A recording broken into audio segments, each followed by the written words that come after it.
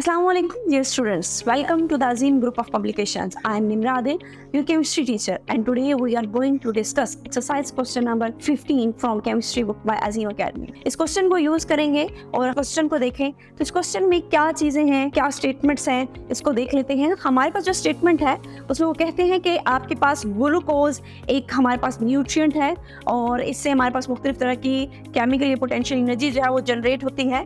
आपने इस फार्मूले में यानी ग्लूकोज का फार्मूला C6H12O6 में हमें पता है कि 6 कार्बन है, 12 हाइड्रोजन है और 6 ऑक्सीजन है। हमने इसमें मौजूद तमाम एलिमेंट कार्बन, हाइड्रोजन और ऑक्सीजन की परसेंटेज कैलकुलेट करनी है और फिर परसेंटेज कैलकुलेट करने के बाद हमने number of carbon, number of hydrogen and number of oxygen भी कैलकुलेट करने हैं अगर आपके पास जो ग्लूकोज का सैंपल है वो 10.5 ग्राम हो तो सबसे पहले इस क्वेश्चन को सॉल्व करने के लिए ग्लूकोज का मोलर मास है। ग्लूकोज का मोलर मास C6H12O6, एक कार्बन का मास 12 है, तो यहाँ अगर 6 कार्बन है तो हम क्या करेंगे 12 को मल्टीप्लाई कर देंगे 6 के साथ। एक हाइड्रोजन का मास है 1.008, तो यहाँ अगर आपके पास 12 हाइड्रोजन है तो 12 को 1 से मल्टीप्लाई करेंगे तो वो 12 हो जाएगा। इसी तरह ऑक्सीजन का मास होता है 16, तो आप 16, चूँकि यहाँ 6 ऑक्सीजन है इसलिए एक ऑक्सीजन का मास 16 है, तो 6 ऑक्सीजन का मास कैलकुलेट करने के लिए मैं 16 को मल्टीप्लाई करूँगी 6 के साथ। इन तमाम वैल्यूज़ को जब मैं ऐड अप करूँगी तो मेरे पास जो मोलर मास आता है ग्लूकोज का यानी 6 कार्बन, 6 हाइड्रोजन और 6 ऑक्सीजन को मिलाने के बाद वो बनता है 180 ग्राम पर मोल।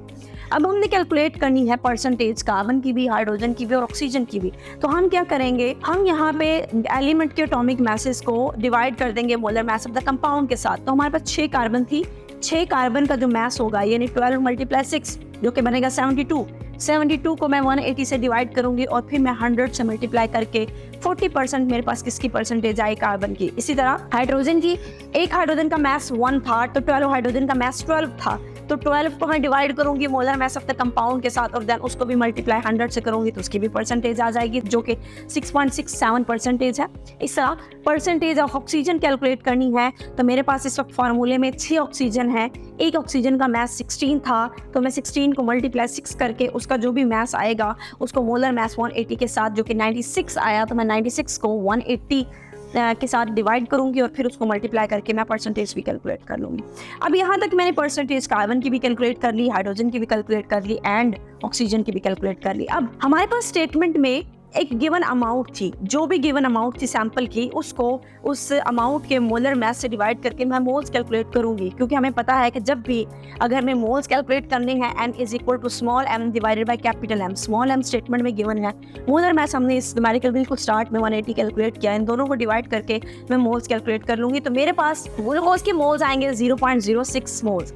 अब स्टेटमेंट कहती है कि अगर 1 मोल ग्लूकोज हो तो उसमें मौजूद कार्बन की तादाद 6 है, लेकिन अगर आपके पास 0.06 मोल्स ग्लूकोज के हों तो आप क्या करेंगे, कार्बन के 6 को मल्टीप्लाई कर देंगे 0.06 के साथ, तो ये मोल्स आ जाएंगे मेरे पास किस चीज़ के, ये आ जाएंगे मेरे पास कार्बन के। लेकिन मुझे नंबर ऑफ मोल्स कैलकुलेट करने हैं तो जैसे ही मेरे पास 0.36 आएगा मैं उसको Na से मल्टीप्लाई करूंगी।